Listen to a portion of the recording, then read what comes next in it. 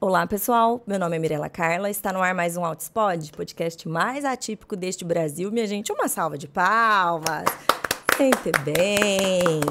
Você que está aí nos assistindo, se inscreva no canal, já deixa seu joinha, curte, compartilha. Quanto mais vocês participarem aqui, mais as plataformas vão entender a relevância desse assunto e levar aí para mais e mais famílias, que é tudo que a gente quer, né? Falando aí de apoio, eu quero falar para vocês do IEPSIS. O IEPSIS é o Instituto de Capacitação de Pais e Profissionais. Dr. Paulo Liberaleso, vocês conhecem, né? Emília Gama, uma grande amiga minha, que também tem esse propósito de democratizar aí o acesso à ciência, às informações. Então, lá no IEPSIS, direto, tem cursinhos com valores, assim, sociais, sabe? Pontuais, para vocês ali tomarem a frente, né, das estimulações. Tem pós-graduação, cursos mais longos. Vamos dar uma olhadinha.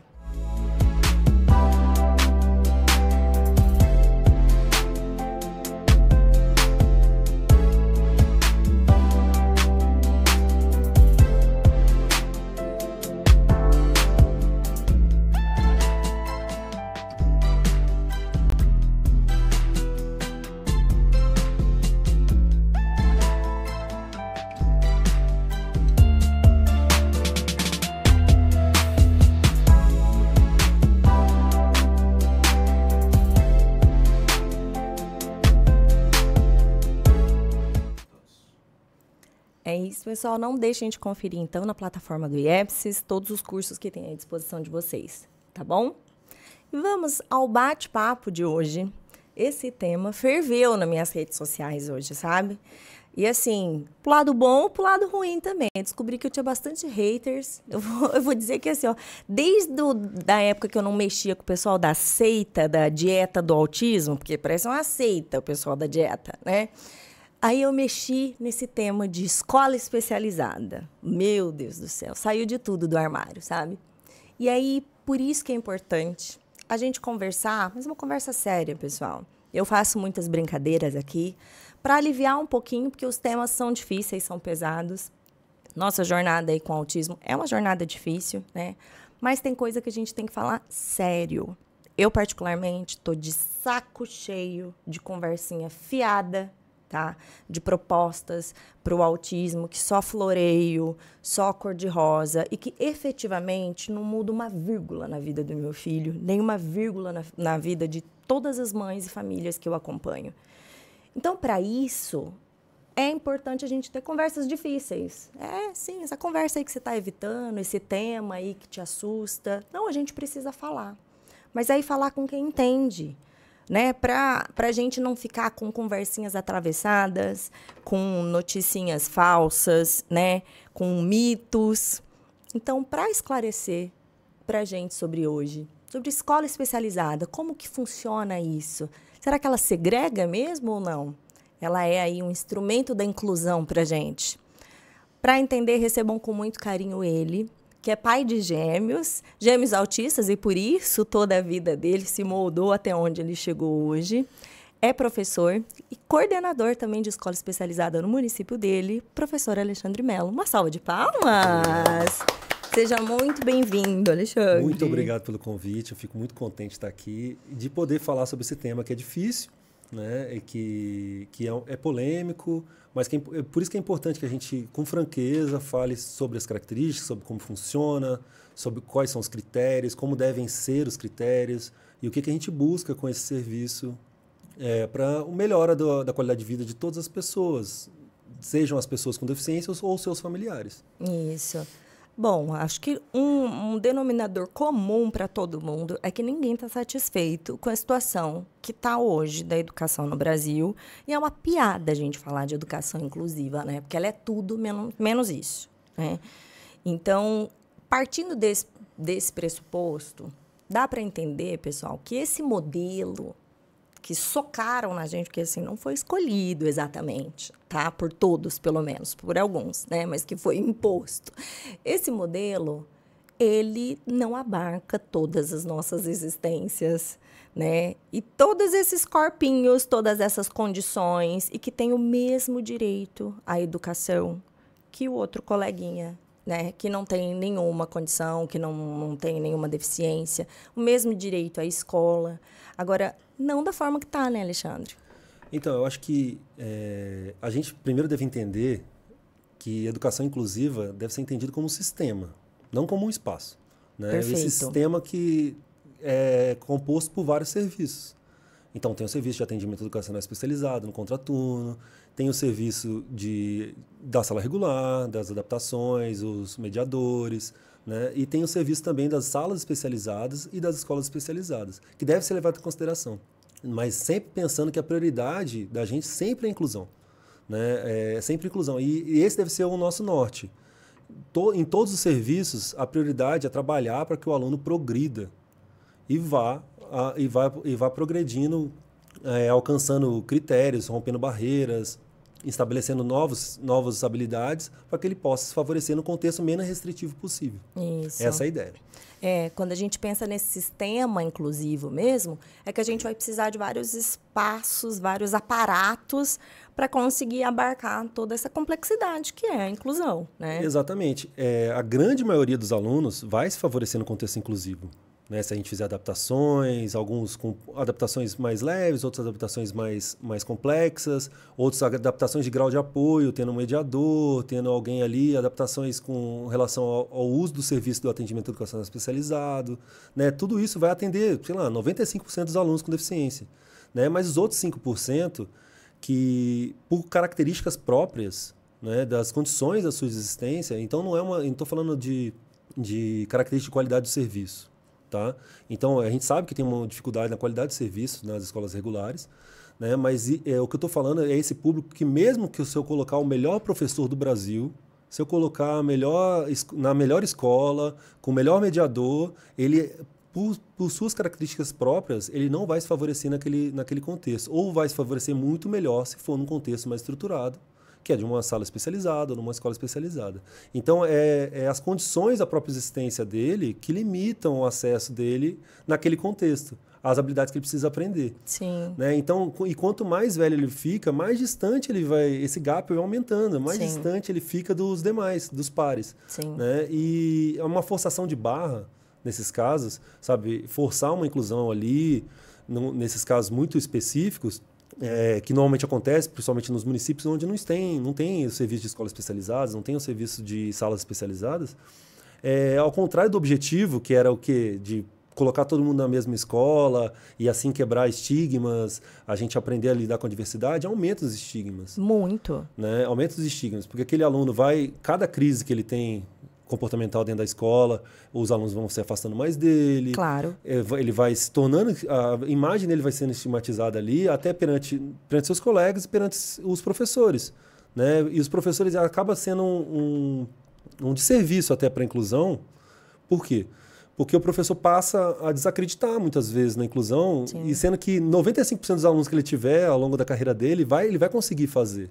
Mas por conta de um caso ou outro que acontece, ele acaba desacreditando de todo o processo. De todo o processo. Né? E essa culpabilidade dos professores, eu acho que a gente não pode ter mais, sabe? De culpar os professores muitas vezes. A gente sabe que muitas das vezes ainda existem professores com barreiras atitudinais, sabe? De que acha que não deve estar ali e tudo mais. Mas a gente sabe que isso é uma minoria já.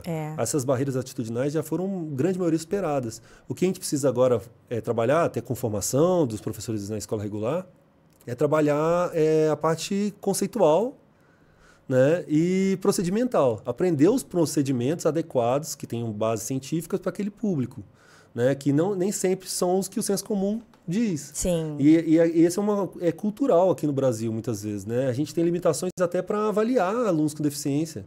Se você fala que vai avaliar, você é taxado de positivista, de todos os istas possível. Sendo, como é que você vai saber se o menino está progredindo se você não avaliar? Sim, né? Sem dados. No relatório eu vou colocar, ele está muito feliz. Ele está tão contente, ele parece tão bem. Ele parece tão bem, ele está tão contente. Sendo que todos os outros têm avaliações, os alunos típicos têm direito às avaliações, porque tem que ser esse o norte, né? avaliações diagnósticas periódicas para avaliar se ele tá melhorando. Só que esse olhar tem que ser mais particularizado, mais individualizado nesses casos. Sim. Então, se algum aluno se favorece naquele contexto, ele tem que permanecer ali. Se mesmo com todas as adaptações, forem esgotadas as possibilidades ali, a gente já fez de tudo por ele, e mesmo assim ele não está progredindo, tem que se buscar um serviço, orientar essa família a buscar um serviço de mais estruturação para ele. Tá? E por que eu falo de procurar a família? Porque eu acredito que o entendimento e o desejo deve sempre partir da família. Sim, sim. Né? Então, o desejo parte da família. Por quê? Primeiro porque a gente está no Brasil, né?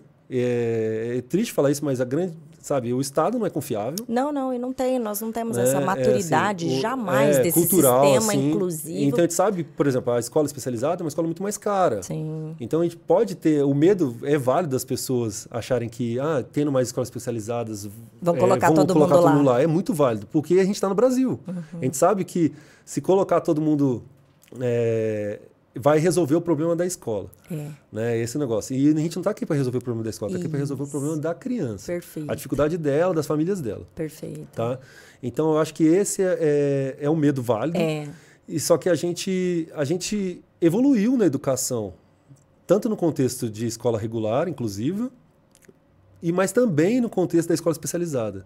Então a gente ouve relatos, muita gente vem falar comigo, Alexandre, mas antigamente fazer uma maldade era só um depósito de criança com deficiência, era horrível, era um caráter assistencialista apenas, só ficava lá mantendo as crianças. Exatamente. É uma verdade. É verdade. Mas a escola especializada também evoluiu. Né? Hoje não é mais isso, você né? vai em reuniões das APAES, das Pestalozzi, sabe, dessas instituições grandes, você vê práticas baseadas em evidência, todo mundo trabalhando, sabe, currículos estruturados, coisa muito legal, né? Coisa muito legal que eu tento levar também para as minhas escolas que eu coordeno, né? Porque não cabe mais isso. Evoluiu da mesma forma que a escola regular. A gente sabia, tem relatos de maus tratos em escola regular também, né? De ensino de caráter apenas igualitário, né? Daquela ideia de que todos somos iguais. A professora tradicional, de que ensina daquele jeito, quem aprendeu, aprendeu, quem não aprendeu, paciência. Né? Sim, sim. Né? E hoje isso já não é mais válido. Todo mundo na escola regular já entende que, e está até previsto na BNCC, que o ensino deve ser equitativo, promover uma equidade, né? Então, o professor deve adaptar as práticas dele aos seus alunos, tendo eles deficiência ou não. Né? Então, se eu tenho um aluno que aprende melhor com imagens, eu vou usar ali. Se eu tenho um aluno que aprende melhor com vídeos, eu começo a usar. Então, é um modelo de... mais dinâmico. Um desenho universal de aprendizagem. Isso, né? Um desenho Só que universal. mesmo esse o serviço mesmo tem limites. Né? Então, para um menino estar numa escola especializada, ele tem que ter alguns critérios próprios ali de requisitos de habilidades, porque sem aqueles requisitos, a gente vai muitas vezes dar murro em ponta de faca durante anos. E acontece aqueles episódios, muitas vezes, que eu sou confrontado, de alunos que passaram 10 anos. Então, eu conheço o aluno, ele está no 9º ano, né, do ensino fundamental. Então, ele passou 9 anos na escola regular, né? E ele está lá, usa fralda, ele precisa de ajuda para comer, né? Ele não consegue se manter em segurança, ele não sabe fazer uma letrinha, não aprendeu nada. Ele passou 10 anos ali só para o pessoal conviver com ele. Então é colocado, muitas vezes, o direito dele a uma educação de qualidade foi colocado em segundo plano. Por quê? Para favorecer o direito dos outros de conviver com ele. Não, é muito legal, mas a convivência não é o principal objetivo de uma escola. O principal objetivo de uma escola é ensinar. E outra coisa também, que convivência que é essa, né, gente? Veja bem, porque um indivíduo ali que eventualmente está tendo crises, que ele não consegue minimamente se integrar às atividades que estão sendo ofertadas naquele ano, que convivência que é essa? Então, mas esses casos das crises, as pessoas se movimentam. O que mais me preocupa é aquele aluno que fica quietinho. Que não atrapalha. Aquele que fica quietinho, que não atrapalha, que passa anos desapercebido. Mas esse aí não tá... Que convivência que tá tendo? Ele nenhuma. Ele tá isolado. Ele fica ali no canto. Então, ele chega no 9º ano, o pessoal tá aprendendo Revolução Francesa, tá lá no currículo. Como é que eu vou exigir do professor de história, que está ensinando a Revolução Francesa, adaptar alguma coisa para um menino que não é oralizado, não, isso é surreal, que não sabe ler e escrever, não, isso é ridículo, que usa fralda, tem um monte de outros ridículo, gente, deficiências, sério, não tem nem outra palavra. Outras dificuldades que são muito mais relevantes do que aprender sobre a Revolução Francesa. Cara. E assim, é desumano até com o professor. Porque é uma exigência que ele não é capaz de cumprir. Não. Ou, né? Então, se o menino passou por 5 anos de ensino fundamental 1, com vários professores especialistas em alfabetização, e ele não foi alfabetizado, depois chegou no 6º ano com professores especialistas em outra natureza, não vai ser agora no 9º ano que ele vai aprender. Pode ter um caso isolado ou outro ali que conseguiu, mas não é a grande maioria. A grande maioria, professores então, não alfabetizam. Não vai alfabetizar. Não tem, então pode ser que imagina. no AE tenham conseguido alfabetizar, ou na clínica conseguiram, sabe? Mas a gente sabe que a grande maioria das pessoas não tem acesso a serviços de saúde adequados, não tem acesso à clínica, não tem acesso à análise de comportamento aplicada, nada disso. É a escola. Sim. Tem acesso à escola por força de lei, ele tem a matrícula na escola e vai persistir ali. Sim. E por muitos anos as famílias foram iludidas com relação a isso. Simplesmente colocar aqui, o seu filho vai aprender imitando os outros.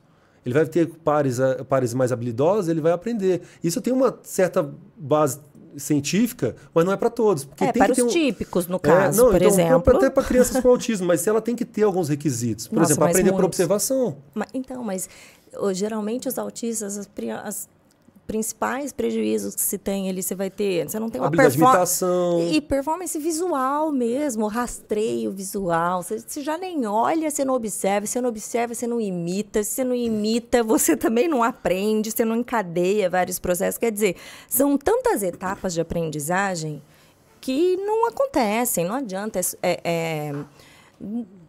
é fantasioso a gente achar que isso vai acontecer só por se colocar ali na escola, né? E eu acho importante a gente pontuar várias coisas que foram sendo faladas aqui e que foi ficando aqui na minha cabeça. Então, primeiro, quanto a isso que a gente sabe que muitas pessoas se colocam contra a volta das escolas especializadas, porque estão... Mas a volta dos que não foram. A volta dos que não foram. A volta que eu digo porque teve aquele momento de simplesmente excluir... tentativa de exclusão total das escolas. De exclusão total, né? Então, se fecharam um número absurdo. A grande maioria das escolas não deram nenhuma condição, né, no lugar de suporte, e a única alternativa era colocar todo mundo por força de lei. Escola comum, né?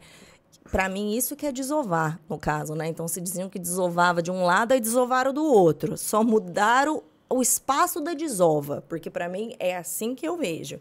Hoje nós temos essas pessoas desovadas na escola regular e todo mundo ali sem saber o que fazer, como conduzir, tendo um sofrimento generalizado. Então, a gente entende que haja um medo para quem não entende como que as coisas estão de fato funcionando. Parece um discurso bonito para quem não vivencia, sabe? Quando você fala assim, olha, ninguém pode ficar de fora, todos têm que estar ali. Pode até parecer, mas a gente está aqui, a gente dá vivência para dizer, não, esse discurso, ele só causa muito, muito prejuízo para todos. Ele está aumentando o preconceito, a birra que o pessoal tem da gente, inclusive, porque até mesmo a percepção popular. Teve um momento, essa questão do autismo, a gente teve um apoio popular grande e agora já está todo mundo por aqui pelas tampas. Porque tudo é autismo. Tudo vocês querem. Só para o filho de vocês, então. Porque você quer o quê? Que meu filho fique apanhando do autista lá na escola? Porque então a professora só fica correndo atrás daquele autista lá e não dá mais aula para ninguém. Gente, não é isso que nós estamos pedindo. Isso entristece profundamente todos nós. Ninguém quer esse cenário. Então, quando a gente pede pela volta dos que não foram, mas a volta que a gente diz, quando eu digo, né, de um termo muito informal aqui, dizendo... É voltar no sentido, pro mapa. Voltar, a discussão voltar a acontecer. E, assim, efetivar. Isso precisa ser efetivado. No mínimo, uma escola especializada por município e salas especializadas em todas as escolas regulares. Não tem mais para onde ir. Veja, se antes, então, o pessoal guardava dentro de casa as pessoas deficientes, que elas não iam para os lugares, isso aí já foi superado. Nós não voltaremos mais a esse status quo de antigamente. Ninguém mais vai fazer isso, tá? Então, todo mundo vai mandar para a escola.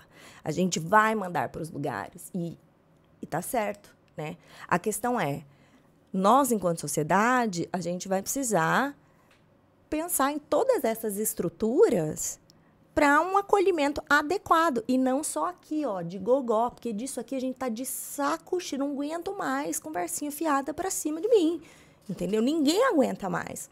Então, esse medo que muitos de vocês podem ter é legítimo, a gente entende, mas não é isso que a gente quer quando a gente pede a volta da escola especializada como algo, assim, como disse aqui o Alexandre Mendes, para estar no mapa. Algo para ser comum novamente, para estar ali junto com a escola regular como um sistema inclusivo. Exatamente. Porque uma depende da outra para que essa inclusão aconteça. A escola especializada é um equipamento da educação inclusiva. Perfeito. É um dos equipamentos. Né? As escolas, e ela deve conversar com as escolas regulares. Né? E com as salas regulares, se tiver também, com as salas especializadas, se tiver também. Uhum. Né? Por quê?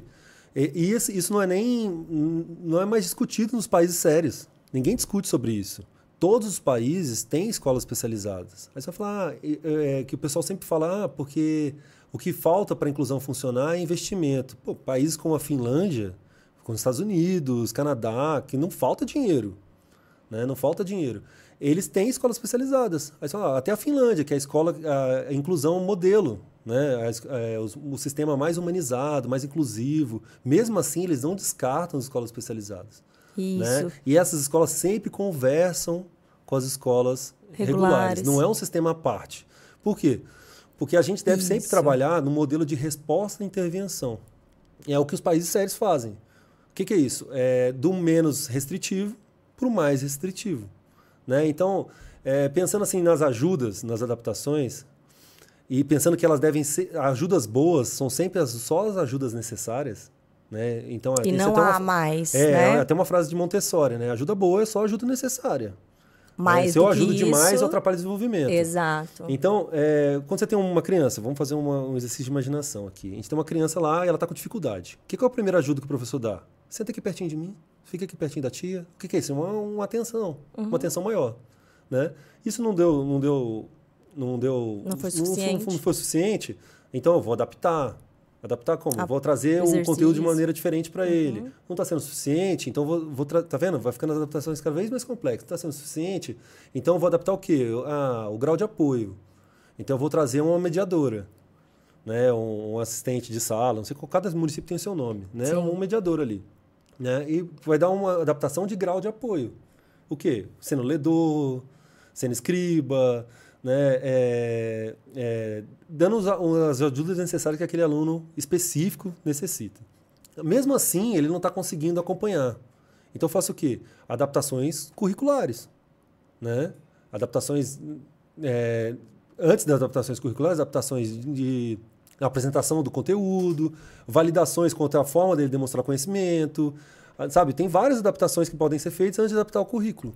Né? E esse currículo o quê? É um currículo que aproxima o máximo possível dos alunos regulares, típicos. Alunos com desenvolvimento típico. Que estão no currículo regular. É o máximo possível. Né? Sem comprometer o desenvolvimento dele. Né? Então, sem ser sofrido para eles. Sabe? Uma coisa que seja real. Eu estou falando do real, tá? Isso. Não é do discurso romântico.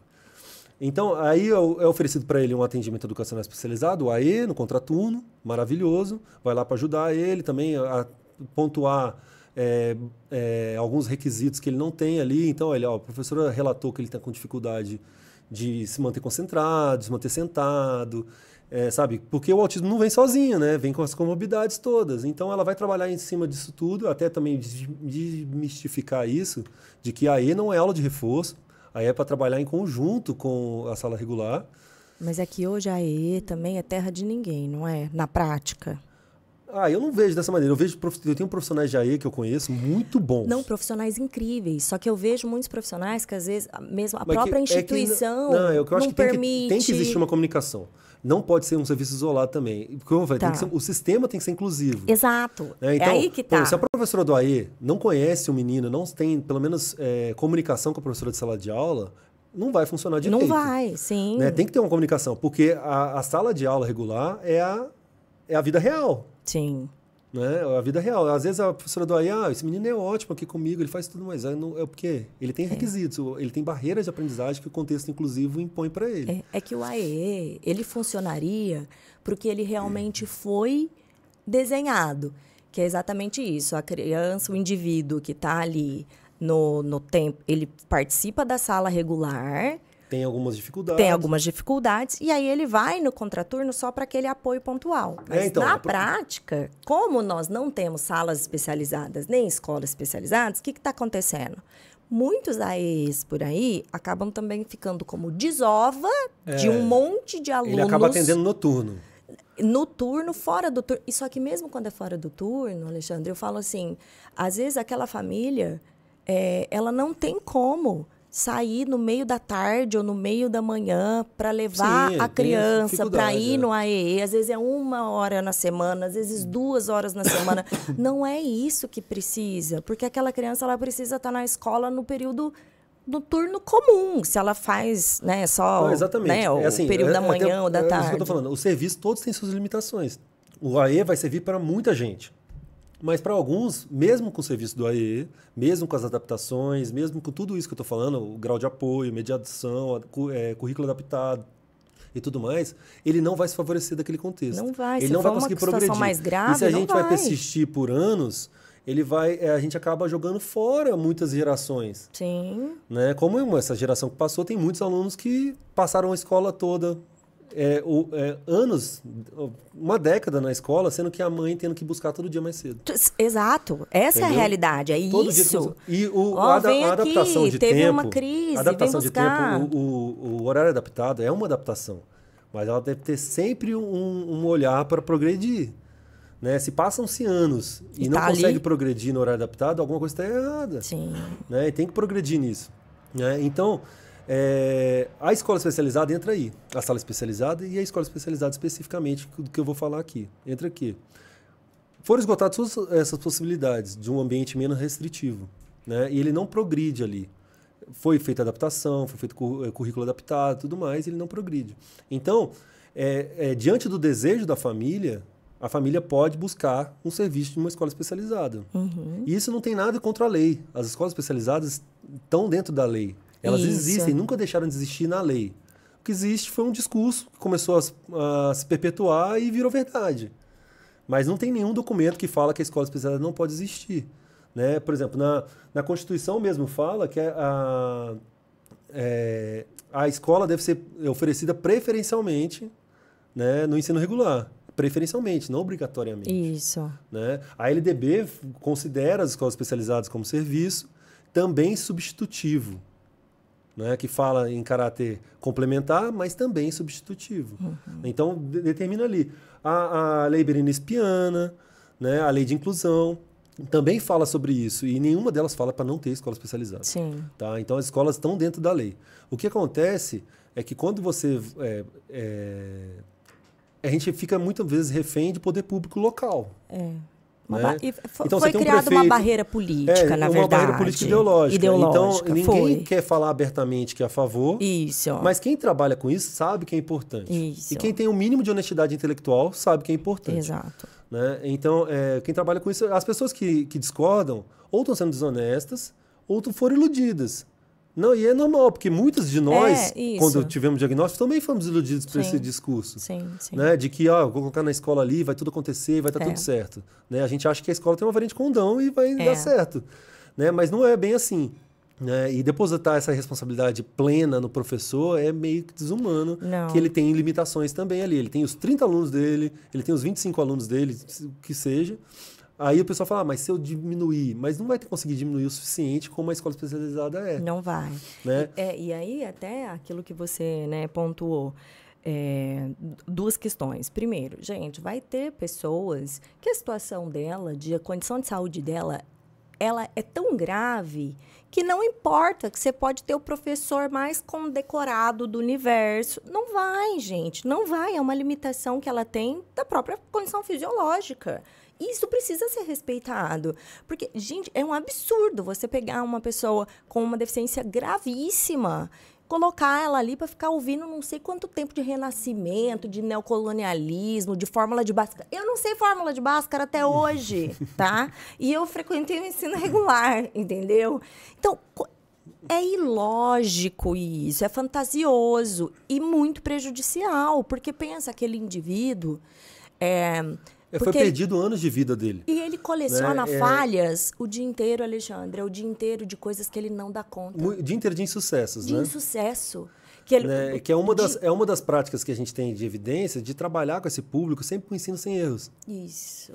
Né? Que eu vou aumentar o engajamento dele, vou trabalhar o engajamento dele. Porque a gente gosta do que a gente faz bem. Exato. Né? Se eu estou num contexto que eu não consigo completar nada, não consigo fazer... as pessoas falam que eu estou entre os meus pares, mas meus pares nada tem a ver comigo. Nada. Exato. Né? Isso então, é muito complexo. Novo, fantasioso. Então, assim, e além disso tudo, uma coisa que você falou, tem algumas, como o autismo, as outras deficiências, a gente está falando de autismo exclusivamente aqui, né? Sim. Mas a escola especializada é para diversas deficiências. Isso. Né? Muitas vezes a deficiência vem com um problema de saúde. Isso. Eu tenho alunos nas minhas escolas que fazem alimentação por via enteral. Uhum.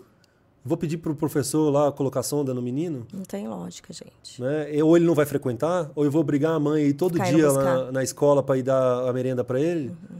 Né? Então, é muito complexo. Sim. E por isso que cada caso tem que ter um olhar particularizado. Isso. E isso é o sistema inclusivo. Isso. E aí, como hoje nós não temos um espaço adequado, uma estrutura adequada para esses casos, que, na verdade, eles são...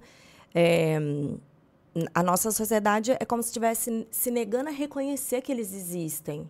A gente fala muitas vezes que ninguém pode ser deixado para trás, mas ninguém, vírgula, né? Ninguém, porque vírgula alguns mesmo. São esquecidos. Total. Porque a escola especializada, muitas vezes, é a última barreira antes da evasão. Né? Por anos, se a família for muito persistente, ela ainda fica alguns anos. Né? Mas depois sai. Por anos, a escola chamando para buscar, o menino não progride. Na agenda só tem reclamação, toda hora ocorrências, toda hora não sei o quê. Aí chama SAMU, sabe? Tudo acontece. A família vai evadir. Tira, acabou, tira, ponto. Vai evadir. Então, se não tiver um serviço, vai evadir, e não vai ter o que fazer. E vai ficar sem estrutura, porque, de novo, essa mãe que precisaria trabalhar, que precisaria estar no mercado de trabalho, ou esse pai, ou esse cuidador, se ele não tem uma escola como apoio e que lhe é direito garantida a educação dessa criança, desse indivíduo, desse jovem, né? E aí todo dia só vem buscar, você vai fazer falir toda uma estrutura familiar, né? Porque além daquele indivíduo não ter sido olhado em suas potencialidades, do que ele poderia se desenvolver, porque não lhe foi oportunizado nada, só colocaram como depósito no cantinho ali, né? E a hora que ele incomodava, ligava para buscar. E essa família, como é que ela consegue estar no mercado de trabalho? Toda hora tem que sair mais cedo, toda hora precisa buscar. Você acha o quê? Que uma vizinha vai ficar? Um conhecido, um coleguinha? Ou então que essa família vai ter condição de pagar alguém para um cuidador. Um cuidador. Não, gente, isso é irreal, isso não existe. E isso é um apagamento social dessas pessoas. Porque quando a gente fala de um deficiente, de um autista, a gente não está falando único exclusivamente dele. A gente tem pelo menos umas 10 pessoas no entorno ali envolvidas, né, com aquela deficiência. E isso, quando você tira a estrutura, o cerne disso aqui, tudo cai, é um dominó, que vai tudo caindo, né? Então, esses casos mais graves, que não se beneficiam de forma alguma da escola regular como ela está, também acontece exatamente como você disse, dos professores que estão ali, que foram simplesmente jogados ali também, né? Se vira, não vou te dar nenhuma informação, capacitação, estrutura, só aluno é teu, o problema é seu. Esses professores vão ficando no seu limite da panela de pressão então, e eles têm aquela ideia... E aquela barreira atitudinal que a gente tinha superado, de todo mundo entender que a inclusão é importante, começa a voltar. Porque eles começam a criar um certo ranço daquela situação. Lógico, porque ele é colocado em situações extremas, professores sendo afastados, essas coisas, por problemas psicológicos, psiquiátricos. Exato. Só que esse professor, ele vai achar que a inclusão é isso, mas não é o que nós estamos pedindo. Ele acaba se colocando contra esse sistema, mas porque o que ele vivencia de, entre aspas, muitas aspas, de inclusão, foi exatamente um aluno gravíssimo que foi desovado na mão dele e todo mundo simplesmente não deu as mãos também para esse professor, porque ele está, assim, perdido ali. Os dias, essa semana, o que eu recebi, Alexandre, de mensagens de professores desesperados no meu direct, dizendo exatamente assim: Mirela, Eu fui docente, eu sou professora a vida inteira, eu sempre fui apaixonado pelo que eu fiz. Eu nunca fui tão triste, infeliz em toda a minha vida. E aí me contando a situação dos casos que eles têm em sala de aula. Uns casos muito graves, muito. E que eles não sabem o que fazer. E que eles pedem ajuda para a escola, eles tentam comunicar. E aí, casos, inclusive, de crianças e adolescentes que ficam em situação de vulnerabilidade gravíssima, de abusos, tá? Abusos dentro da escola, inclusive abuso sexual. E que esses professores querem denunciar, querem falar, e que não podem, e que ficam sendo... Enfim, ficam numa situação péssima, uma situação extremamente difícil, né? Alguns deles, óbvio, têm denunciado, outros acabam que, às vezes, por medo de perder o emprego, vai segurando a situação. Gente, para, isso aí é assim, não sei, parece Sodoma e Gomorra o que eu estou assistindo. Todas as mensagens que eu recebi foi nesse sentido, mas por quê? Porque aqueles alunos em específico que eles estavam dizendo, eles se beneficiariam de uma estrutura de escola especial. Então, é sempre importante a gente reforçar que ninguém aqui é contra a inclusão. Né? Toda vez que a gente fala de escola especializada, já fazem um corte e falam, olha, Alexandre é contra a inclusão. Não, a gente é muito a favor, mas é uma inclusão que respeite a existência de cada uma das pessoas, a particularidade de cada uma das pessoas. A grande maioria vai estar lá e deve se favorecer lá, mas a gente tem que ter serviço para todo mundo, porque todo mundo paga imposto. Né?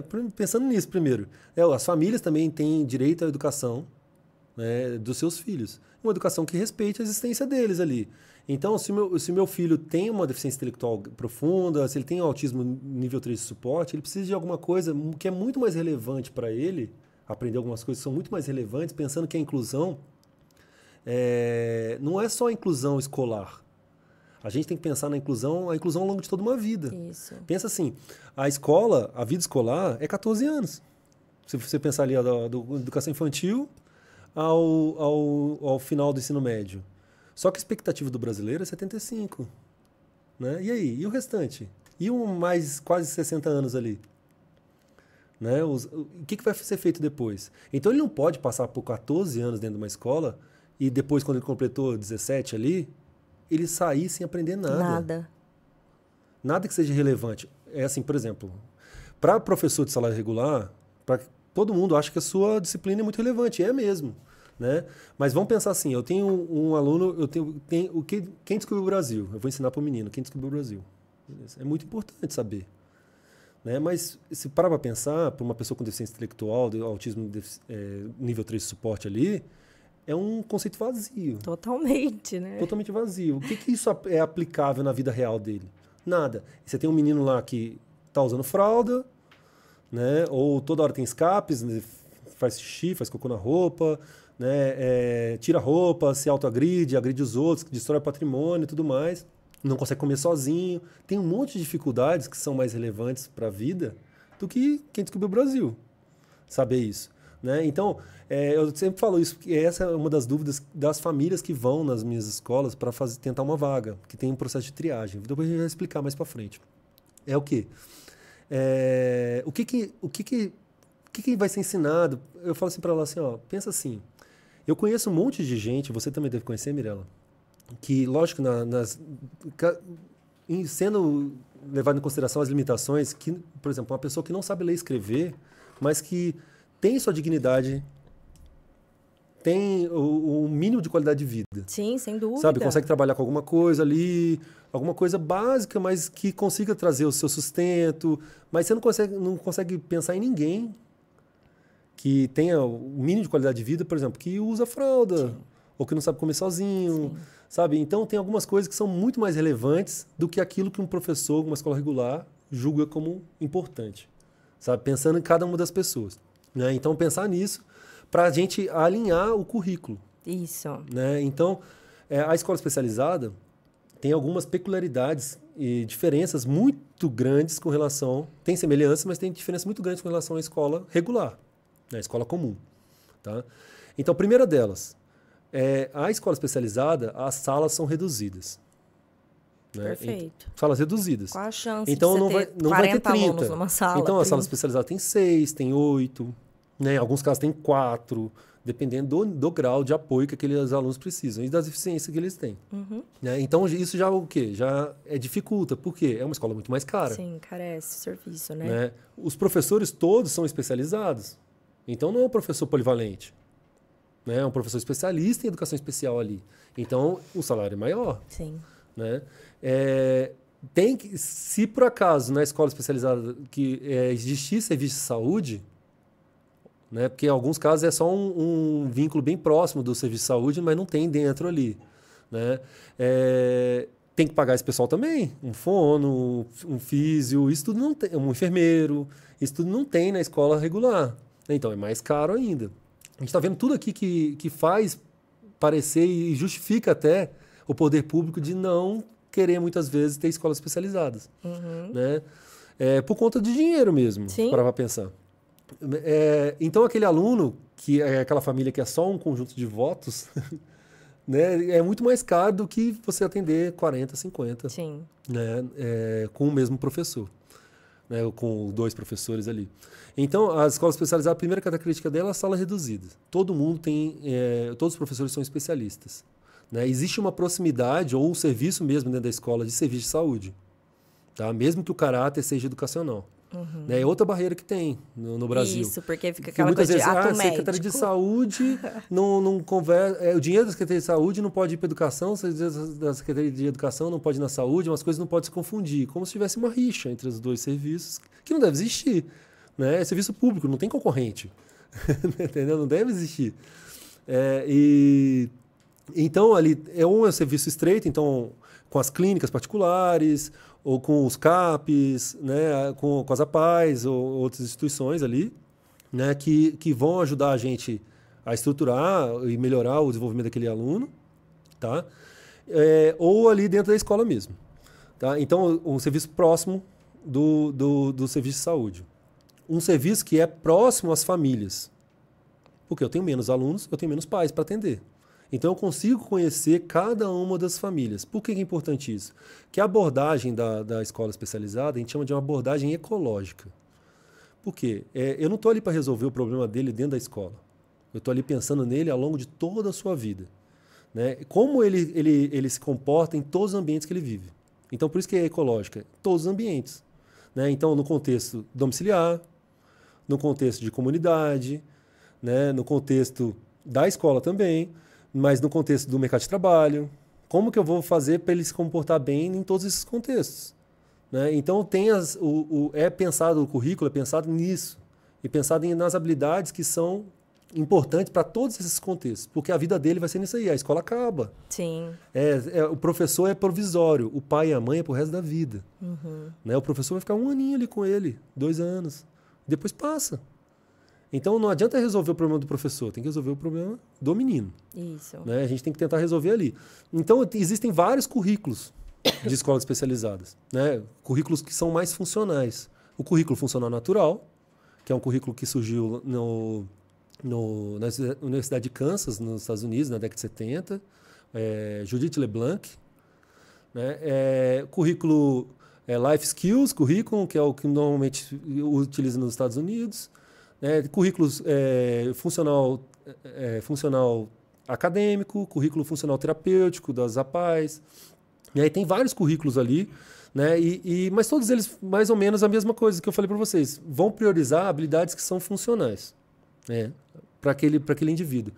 Aí, Alexandre, mas você falou, o currículo considera habilidades funcionais, mas o que é uma habilidade funcional? Né? É importante saber. Isso. Né? Se o professor fizer uma indagação simples para ele mesmo, assim, na hora que ele for fazer o planejamento, se o meu aluno não souber fazer isso, alguém vai ter que fazer isso por ele, senão ele não sobrevive, se a resposta for sim, provavelmente é uma habilidade funcional. Então, por exemplo, se ele não souber comer, alguém vai ter que dar na boca dele. Né? Se ele não souber usar o banheiro, alguém vai ter que ou colocar a fralda nele, trocar a fralda dele, ou vai ter que levá-lo até o banheiro. Se ele não conseguir se manter em segurança na rua, alguém vai ter que andar de mão dada com ele. Né? Se ele não souber atravessar a rua, alguém vai ter que atravessar por ele. Né? Então, essas coisas são todas habilidades, são funcionais. Aí o pessoal fala, então o currículo funcional ele desconsidera conceitos? Não. Ele não desconsidera completamente os conceitos, mas ele traz e prioriza conceitos que sustentarão habilidades, não conceitos vazios. Exato, porque senão como Né? é que se Então, aplica? por exemplo, sustentando habilidades, que o objetivo principal é que aquele aluno se torne competente. Né? Então, um conceito funcional. Saber o que é dentro e fora, em cima e embaixo, esquerda e direita, maior, menor. Quente e frio. Quente e frio, cores, formas, Isso. sabe? Uma alfabetização funcional, que ele consiga, por exemplo, ler pequenos textos, entender uma lista de compras, entender um pequeno recado, sabe? Assinar o nome dele, coisas bem básicas ali. Coisas que respeitam a existência dele, as dificuldades Exato. dele. E que né? habilitam ele para a vida. Ele não vai... Ele tem utilidade da vida dele para isso. Exato, para a vida dele. Quando a mãe dele falava, ó, vai lá comprar as coisas na padaria para mim, ele consiga ter uma participação produtiva. Isso. Seja no contexto domiciliar, ajudando a mãe lavando a louça, varrendo a casa, se ele não tiver condições de trabalhar, seja no contexto de comunidade, que ele consiga frequentar espaço de lazer, em segurança, ou conseguir ir para o clube, conseguir ir para a pracinha, ir para a praia, né? Que isso é direito de todo mundo. Isso. Né? E que ele consiga, se porventura ele progredir bastante, que ele consiga ter o seu próprio ganho. Né, trabalhando. Lógico que ele não vai sair de lá e ser médico, vai ser, sabe? Sim. Mas ele vai sair de lá com trabalhos básicos. Ele pode ser ajudante de algum lugar. Eu tenho alunos que são office boy, tenho alunos que trabalham no McDonald's, tem alunos que trabalham, sabe, em Lava Rápido. Mas olha só, é tão gratificante eles vindo falar para mim, eu tô muito feliz que eu tô levando meu dinheirinho, eu ajudo minha família e tudo mais. É muito legal. Isso traz o quê? Autoestima. Nossa, demais, gente. Traz demais. autoestima. É aquele aluno que há 10 anos atrás chegou lá desacreditado. Ninguém sabe, ele não sabe fazer nada, não sabe nem falar direito. Né? E ele vai progredindo dentro disso. E até mesmo para essa família conseguir ampliar a rede de apoio dela é muito mais fácil. O que é mais fácil para você conseguir pedir uma ajuda? Para alguém, fica aqui com meu filho um pouco para eu sair e fazer uma coisa. Mas aí seu filho usa fralda, não sabe falar, ele tem comportamentos que você não entende, você não consegue se comunicar. Com aquela pessoa, para ele mesmo. Tipo, olha o medo que a pessoa fica. Você pode até ter boa vontade de ajudar aquele amigo seu, parente, mas você se sente, você fica inseguro. Agora, se você já pega uma pessoa que já tem várias dessas autonomias e aí você vai fazer uma companhia, estar junto, dar um suporte. Gente, é do céu à lua de diferença. Da qualidade de vida para aquela família, para aquele indivíduo, e essa preocupação é de todas as famílias, tá? É de todas as famílias. É porque você tem filho pequeno, eu tenho filho jovem, meus filhos são jovens ainda, mas eu tenho alunos lá nas escolas que eles estão em terceira família já. Porque a ordem natural das coisas, o que é? É os pais morrerem primeiro que seus filhos. Né? Então, o que acontece? Eu falo sempre para as famílias, o nosso objetivo aqui é que as ajudas substanciais que seu filho precisa se convertam em apenas supervisão. Né? Isso. Que ele, mesmo que ele não seja autônomo, ele seja independente. Que existe uma diferença, né? Entre saber fazer e ter autonomia para fazer. Né? Então, ele vai saber se vestir, mas alguém tem que lembrá-lo de colocar a blusa, porque está frio. Sabe? Ele vai saber usar o banheiro, mas alguém tem que lembrar que ele tem que, tem que lavar a mão, sabe? Só lembrar. Alguém tem que lembrar que ele tem que tomar banho, tem que esfregar direitinho atrás da orelha, mas não alguém dando banho nele. Isso. Porque por mais que as pessoas sejam carinhosas, ninguém vai ser tão carinhoso, tão cuidadoso quanto os próprios pais. Não. Né? E quando os pais faleceram, a curatela, né? A curatela vai para uma outra pessoa, um parente, um tio, sei lá, um primo. Né? E vai ter. E muitas vezes esse daí também vai falecer. Aí vai para quem? Vai para um parente mais distante. Né? E isso vai ficando cada vez mais pesaroso. Então é importante que a gente sempre trabalhe nisso, porque pensa nesse futuro, que é um futuro difícil, angustiante para nós que somos pais. É muito difícil. Mas é um futuro real, que pode acontecer. Que ninguém quer pensar, mas ninguém quer pensar real. sobre isso, mas isso vai acontecer em algum momento e com algumas pessoas. Né? O maior medo de todas as famílias é o medo de morrer, né? Sim, o pai e a mãe, meu Deus, a gente não tem nenhum direito de morrer em paz. Não tem. Então, porque mesmo assim a gente vai ter essa preocupação. Então, essa é a preocupação. Então, a gente trabalha para que os nossos alunos sejam competentes. O que é competência? Até Pirrenot define isso, né? Pirrenot define competência como a capacidade de ser eficaz em determinadas situações. Né? Então, ele até dá um exemplo nos livros dele que, assim, de que adianta o meu aluno saber sobre o fogo, as características do fogo, as cores do fogo, para que o fogo serve e tudo mais, se no momento de um incêndio ele não foge e se protege. Então não serviu de nada. Nada. Não serviu de nada aquilo tudo que eu ensinei para ele. Né? Isso é muito importante. O que é mais importante? É ele manter a vida dele preservada. A integridade dele. Então isso tudo é ensinado nesses contextos. Então a habilidade funcional é isso. É ensinar competências em situações. Né? E essas situações vão ser em diversos contextos. Então, é abordada a matemática? É abordada a matemática, mas não vai aprender logaritmo. Vai aprender o quê? Pegar o troco, fazer uma compra, fazer uma soma, relação de quantidade, né? Algumas coisas bem simples da matemática. Né? Vai aprender português? Vai. Uma alfabetização funcional, né? Que respeite as condições dele ali. Ele não vai sair lendo Shakespeare interpretando. Né? Ele pode ser até que consiga, mas se ele progredir nisso aí, ele vai depois ser levado para outros serviços. Né? Mas para ele seguir uma lista de compras, para ele reconhecer o próprio nome, para ele conseguir fazer algumas coisas que são básicas ali do conhecimento de alfabetização. Né? Entender esses conceitos que eu falei para vocês funcionais, que vão sustentar aquela habilidade para ele ser competente no momento que a mãe dele chegar para ele assim, ó, ô João, pega lá dentro da sua gaveta a camisa vermelha e traz para mim e coloca em cima da mesa. Ele tem que saber tudo para conseguir atender esse comando e ser competente. Ele tem que saber o que é dentro, o que é camisa, o que é vermelho, o que é em cima e o que é mesa. Uhum. Ele precisa saber disso. Senão ele não vai ser competente, não adianta nada. Sim. Não adianta ele. O menino ele sabe o alfabeto todo, ele canta todas as músicas da galinha. Qual a aplicabilidade disso, né? Você viu para quê? É muito bonitinho. Mas tudo que é bonitinho... Depois vão se tornando, sabe? O menino tem birra. Esquisito. Ele tem 4 anos de idade, ele é bonitinho. Ele tem birra. Aí você escuta das pessoas, como esse menino tem personalidade forte, né? Nossa, ela puxou a mãe, não sei o quê. Isso tudo que é bonitinho vai se tornando um grande obstáculo no futuro. Porque, por exemplo, eu tenho 2 filhos autistas. E eu tenho 2 metros de altura. E eu estou sentado aqui, vocês não viram. Os meus filhos têm 2 metros de altura. O meu filho, Lucas, o meu Gabrielzinho é cadeirante. Então não dá para ver, mas ele é enorme também. Mas o meu filho tem 12 anos, 2 metros de altura. Quando ele tem uma birra, não é uma birra qualquer.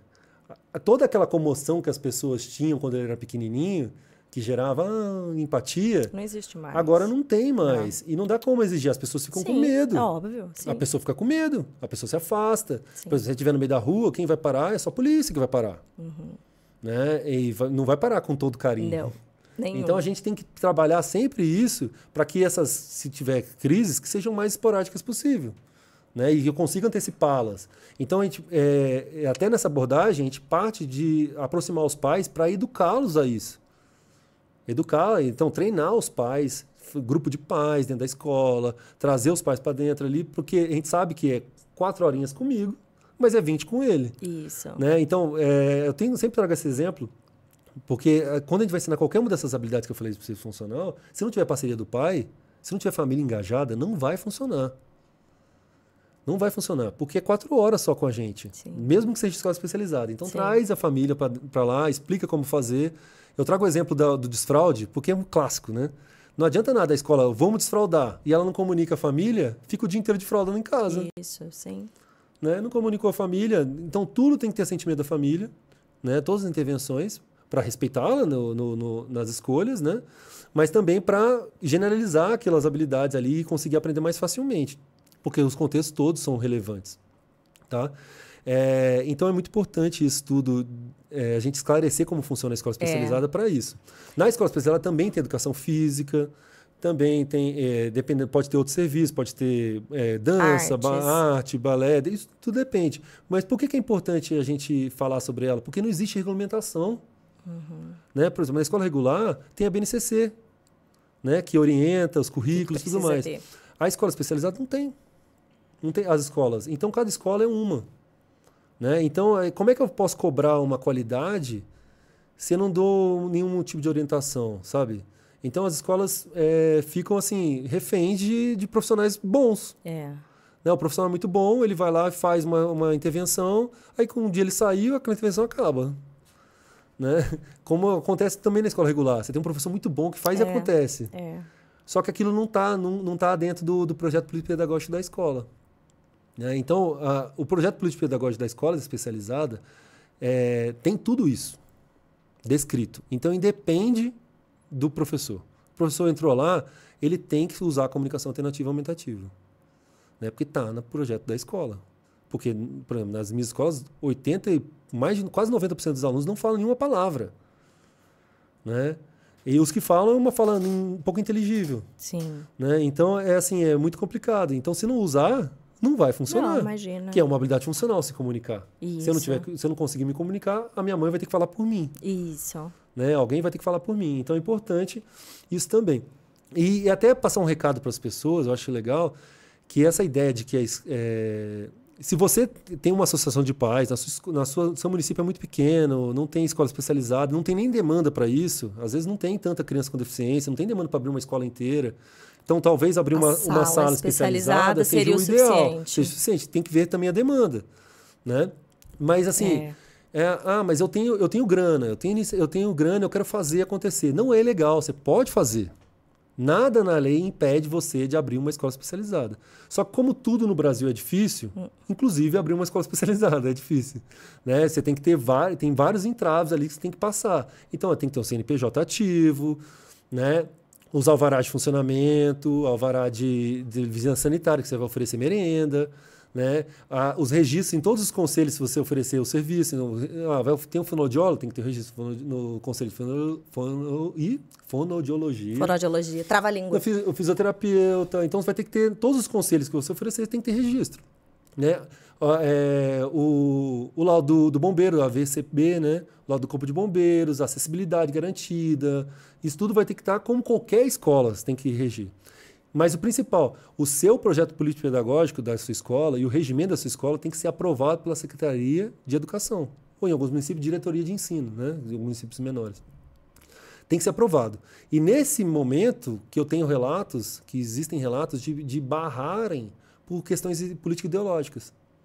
Né? A escola fez tudo certo, está tudo certinho, os documentos, está tudo certinho e tudo mais, por questões político-ideológicas são criadas barreiras. Tipo, não, aqui né? não, escola especializada, vai segregar, não. Só que isso é totalmente criminoso, isso não pode acontecer. A administração pública deve ser regida pelo princípio da legalidade. Né? Então, se você cumpre a lei, não pode ser barrado a livre iniciativa. Né? Você está fazendo tudo certinho, não pode ser barrado. Tá? Isso ainda acontece.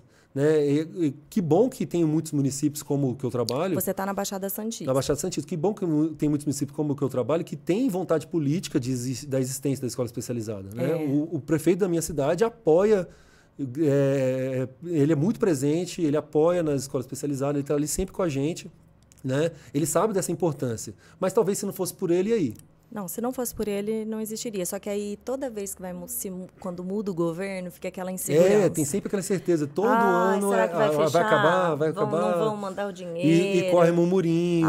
As famílias vêm procurar, estão falando que vai fechar. Todo mundo com medo. A gente tem que esclarecer que não vai fechar. Calma, não vai fechar, vai ficar tudo bem. Como que chama o prefeito lá de vocês? É Alberto Mourão. Alberto Mourão? Isso. Eu quero fazer um agradecimento aqui ao prefeito Alberto Mourão. E que essa atitude maravilhosa, né, que ele tem tido possa inspirar outros prefeitos, outros municípios, né? Porque a gente vê muito fácil o pessoal copiar coisa ruim. Não, gente, vamos copiar modelos bons, modelos produtivos, né? Porque ele está dando um show de inclusão, né? E foi uma luta que ele comprou e a gente fica dependendo disso mesmo. Hoje é na esfera municipal. O lado bom disso é que a prefeitura ainda é um órgão que a gente acessa, que o Congresso parece até que nem existe, né? Parece até um negócio utópico, meio, não sei, tão abstrato, mas a prefeitura da nossa cidade não. Então, a gente pode ir à prefeitura e falar, vem cá, seu prefeito, deixa eu bater um lero aqui com você, né? E aí, por isso, de a gente se organizar, quando eu digo a volta das escolas especializadas, né? São jargões aí que a gente coloca meio que para chamar atenção. As minhas escolas têm mais de 30 anos. Né? Então, olha só. Nunca acabaram. Quem inaugurou a minha escola foi a Xuxa.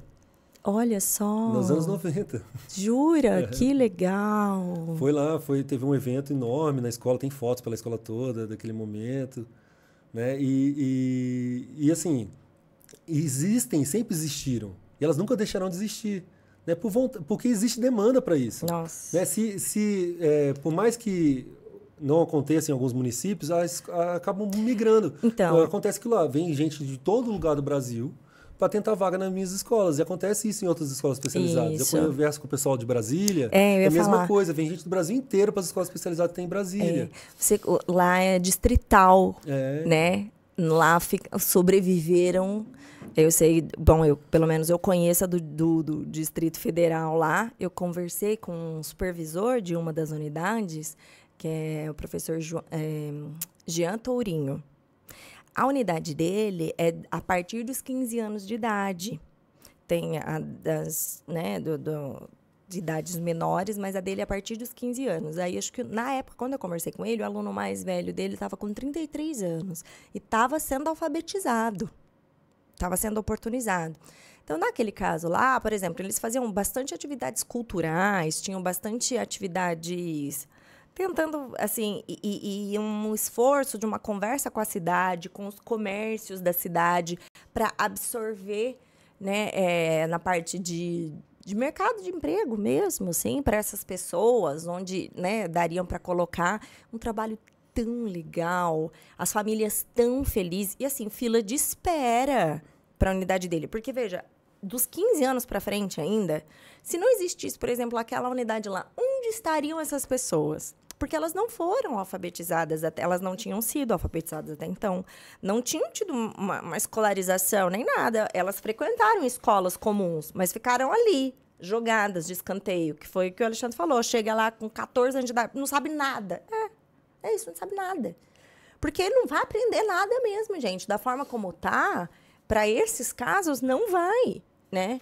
É muito importante que esses espaços existam. Hoje a gente tem espaços assistenciais, né, para que essas pessoas estejam enquanto alguns pais trabalham, mas é diferente assistencialismo da parte direita à educação. São propostas distintas, porque na escola especializada você tem esse currículo político-pedagógico, né? Não é só um lugar de estar. Esses lugares também têm seu valor, porque também em muitos municípios, se não existissem esses espaços, realmente, a economia ali daquelas famílias não existiriam, porque a gente simplesmente não tem com quem deixar. É isso, não tem. Então, a gente precisa voltar a conversar sério sobre isso. Isso precisa ser pauta, isso precisa voltar a ser exigido, né, das esferas governamentais, para que esses espaços sejam novamente, né, implementados, que sejam criados, porque não tem nada que substitui. É a última barreira entre a educação e a evasão. Porque depois disso, né, esses casos mais graves, a verdade é essa. Se você não tem espaços assim, vai dando ali os 11 anos de idade da criança, que já não é mais tão pequenininha, muitas vezes são grandões, por exemplo, igual os filhos do Alexandre. Meu filho é grande também, apesar de eu ser mini, com 1,50 m de altura, meu marido é alto. Então, assim, já são crianças maiores, às vezes crianças mais gordinhas, começa a ter questões ali em sala, e todo dia ligando para buscar, e você não tem o que fazer, é a desescolarização. E aí, dizer assim, mas é obrigatório, porque vai ter denúncia. Tá bom. Porque aí, nesses casos, as instituições, Conselho Tutelar, Ministério Público, todo mundo fecha os olhos também, tá? Do tipo assim, é obrigatório estar na escola? Mas tava dando tanto trabalho aquele ano. Deixa quieto, faz vista grossa, porque vai que a gente reclama e ele volta aqui para a sala de aula. Gente, não, né? Outra coisa importante, que eu acho que é um mito que as pessoas têm com relação à escola especializada, é de entender a escola especializada como o fim da linha. Tipo, muitas famílias se sentem até culpadas, acham que eu desisti do meu filho, eu coloquei numa escola especializada. Não é verdade. Tá? A escola especializada não é o fim da linha. É como se a gente entendesse como fosse uma escolha de uma outra estrada, um outro caminho. Eu estou escolhendo um outro caminho para o meu filho percorrer. Tá? Eu priorizei outras coisas em detrimento de outras. Sempre a gente faz uma escolha, a gente perde alguma coisa. Tá? Então, na escola especializada, a gente tem as salas reduzidas, como eu falei para vocês, e salas que não são seriadas. Por quê? Porque os alunos são separados por perfil. Então, por perfil assim, de capacidade de repertório. Então, são feitas avaliações de sondagem, é feita uma avaliação de sondagem, avaliações periódicas, trimestrais, diagnósticas de evolução deles, né? De caráter comportamental e de caráter também acadêmico. Tá? E ele é colocado na sala que melhor se adapta para ele, para facilitar também o manejo da professora, né? E para facilitar também o desenvolvimento dele. Então, a gente tem salas que a gente chama de salas de habilidades básicas, ou então aquele aluno que ainda nem interage com o ambiente. Chega alunos lá que não atendem nem pelo nome, não olha, sabe? É como se ele fosse tivesse ali no ambiente, mas ele nem chegou no nosso planeta ainda, sabe? Ele está ali, mas não está. Né? Então, a gente vai fazer treinos mais básicos, de atender pelo próprio nome, fazer contato visual, fazer rastreio, conseguir ficar sentado um pouco, conseguir brincar funcional, que ele só tem estereotipias, ele nem brinca de maneira adequada, né? O desfraude, uso do banheiro, coisas mais básicas.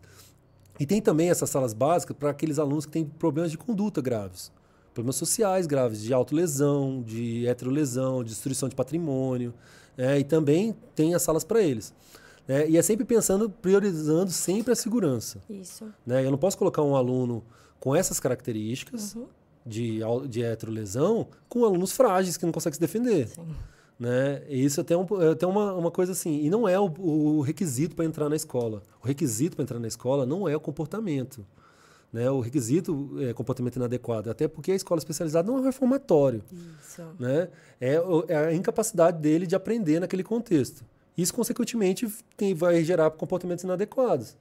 De heterolesão ou agressão. Mas você tem um menino que aprende, está fazendo, mas ele tem comportamentos inadequados ali, isso dá para ser superado na escola regular, por meio de manejo de comportamento. Isso. Por meio de reforço diferencial, reforço não contingente. Tem várias estratégias baseadas em evidência que dá para ser trabalhado e é possível na escola regular. Mas tem muitas vezes que as adaptações extrapolam o razoável. Que não é possível na escola regular. E aí que a gente entra na escola especializada. Então tem um menino ali, a gente vai ensinar ele a parar de bater a cabeça na parede. Porque vai falar que isso não é relevante.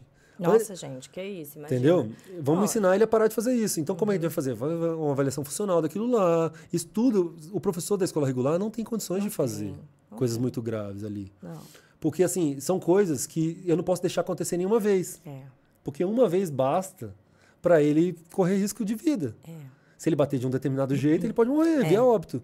Então, a gente tem que usar as estratégias adequadas e ter uma estruturação maior. Então, para isso, os professores especializados, todos os meus educadores de apoio têm formações contínuas. A gente vai lá, vamos trabalhar sobre manejo, sobre uso de suporte visual. Os protocolos de segurança e conduta têm que ser muito estruturados.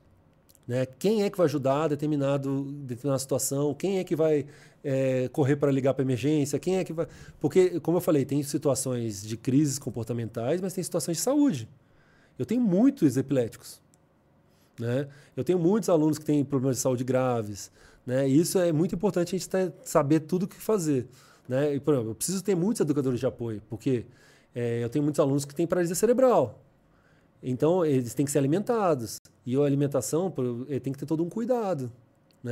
O espessante na comida, no líquido, a comida ali amassadinha ou a comida via interal. Então, vai colocar na boca, vai garantir que a comida desceu. Então, não é simplesmente pegar uma pessoa e cuidar de 5. Não. E vou dando comida como se fosse... Sabe? Ele tem que ter toda uma atenção, garantir que está tudo em segurança ali, porque cada um é de um jeitinho. Isso é muito importante. Por exemplo, para trocas. Tem os protocolos também de segurança do próprio profissional e segurança das crianças. Então, ninguém fica sozinho com o aluno, jamais. Perfeito. Não só na troca, mas em momento nenhum. Ninguém fica sozinho com o aluno. Para a segurança do profissional e para a segurança do aprendiz. Porque se acontecer alguma coisa, quem garante... por exemplo, o menino vai lá e bate a cabeça na parede. E como é que o profissional de educação vai se defender? Se não tiver câmeras na escola, alguma coisa assim. Podem falar que foi ele. Sim, sim. Por exemplo, na troca. Então, vão sempre 2.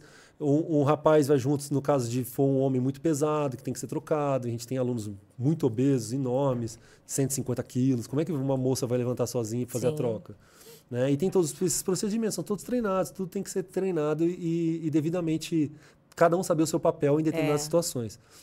Não é aquele Deus nos acuda na hora que acontece uma crise. Todo mundo sabe o que fazer. O que fazer.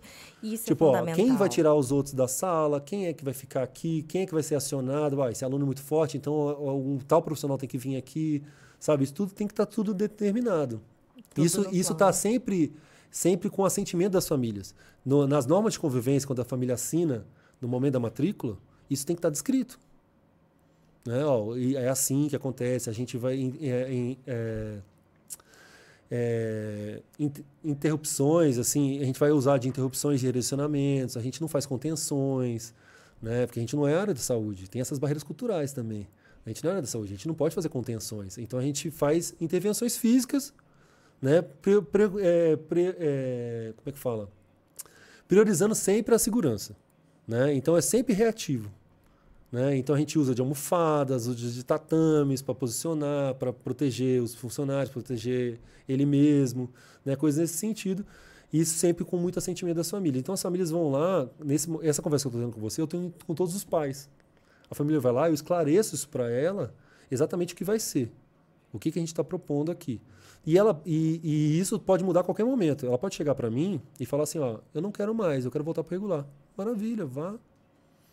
Né? Ou a gente mesmo, porque o momento da triagem, o momento de avaliação, é feito por especialistas, né? E a gente vota. Eu sou apenas um dos votos. Tem outros 2 especialistas avaliando ali enquanto eu estou conversando com a família. A gente não leva só em consideração a história da família. Uma história muito triste entra. Uhum. Né? Não, a gente leva em consideração o repertório do menino. Né? E tudo que já foi tentado por ele. Por isso que é a importância da comunicação. Como é tudo digital agora, eu tenho acesso ao PEI dessa criança. O que foi feito na escola regular, o que já foi tentado, sabe, as avaliações do professor, tudo que ele descreveu ali, eu tenho acesso. Então, como a inscrição é feita muito antes, eu já vou levantar as capivaras daquela criança. Tudo que já foi feito ali, tudo que ele já fez, todas as ocorrências que aconteceram, tudo é levado em consideração. Né? Porque aquilo que eu falei, a família tem direito de se inscrever, mas ela não pode ser movida só pela insatisfação. Sabe? A inclusão está péssima, então eu vou para a especializada. Não, porque se o menino não tiver o repertório, ele não vai passar. Uhum, sim. Né? Isso é muito importante. E por isso que é importante a gente ter legislação. Porque para ter critérios bem definidos. Né? Por exemplo, nos Estados Unidos, modelo de resposta à intervenção, então, sala regular, todo mundo que consegue um currículo acadêmico. Né? Sala especializada, todo mundo que precisa de uma adaptação do currículo. Simples adaptações pontuais não são o suficiente, sabe? Então está ensinando outra coisa, é uma sala especial. Se na sala especial ele ainda tem barreiras comportamentais muito grandes, né, não só pré-acadêmicas, há barreiras muito grandes, ele vai para uma escola especializada. Na gente aqui, na escola especializada, a gente tem as salas que eu falei para vocês, salas de habilidades básicas, sociais, tem as salas dos pré-acadêmicos, que são aqueles alunos que já atingiram, então eles migram entre salas. Tá. Eles já atingiram critérios ali e ele vai para uma sala pré-acadêmica, que é aquela sala que a gente está preparando ele para voltar. E a gente volta vários todos os anos. Volta para o regular. E pensa, nossa, que legal, ele já voltou. É porque ele superou as barreiras que ele tinha quando ele chegou. Perfeito. Ou ele aprendeu as habilidades pré-requisitos ali que ele não tinha, que limitavam ele para estar naquele contexto. E agora então, ele está habilitado. A gente estruturou para conseguir ensinar, é como se desse um passo para trás para depois pegar impulso e seguir. Isso. Né? E agora ele está habilitado para estar ali. Né? Então, a gente volta muitos alunos, sempre com consentimento da família. Sim. Então ó, seu filho já superou, ele está conseguindo, a gente alfabetizou muita gente lá também. Ó, ele está alfabetizado, está tudo bem, ele vai conseguir estar lá. Aí eu comunico essa escola, explico quais são os serviços que ele vai precisar ainda do educador de apoio, essas coisas todas, né, para conseguir se favorecer ali, do AE e tudo mais. Mas isso tudo é comunicado. Mas se não tiver essa interação entre as escolas, não é um sistema inclusivo. Perfeito. Aí acontece o que o medo das famílias tem, de ficar largado lá e nunca mais ter progresso. Ser uma sentença, jogou, colocou e... A grande maioria, isso é importante falar francamente, a grande maioria não consegue retornar. Porque tem limitações mesmo. Isso, exato, é isso que eu ia dizer. Porque entendeu? São casos não da sua própria retornar. Condição. Mas tem alguns que conseguem. Sim. Né? Mas aqueles que não conseguem, a gente já começa a estruturar o currículo funcional. Por exemplo, na minha escola é funcional natural. Currículo funcional natural para ele. né? Que dentre isso é depois migrar para uma oficina, que é o último dos modelos de sala. As oficinas são oficinas pré-profissionalizantes. Legal.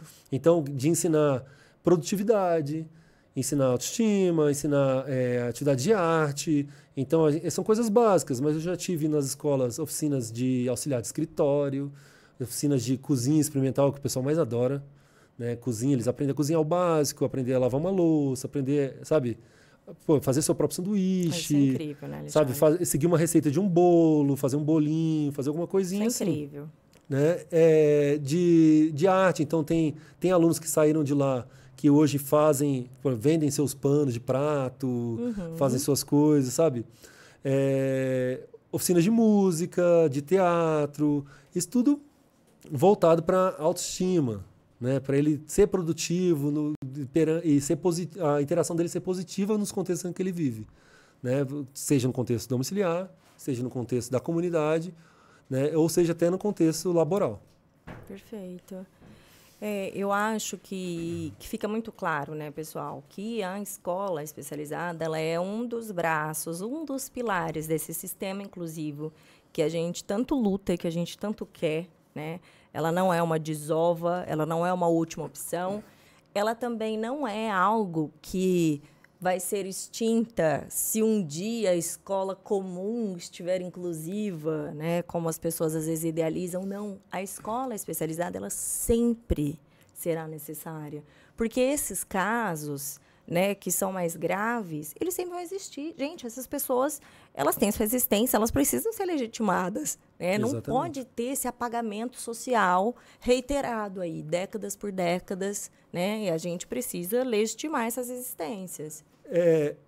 Como eu falei no começo aqui, né? Isso não é mais assunto nos outros países. Por quê? Os países, primeira coisa, desenvolvidos e sérios ali, né? Que não se baseiam por política ideológica. Né? É o quê? Respeita a diversidade das necessidades, sabe?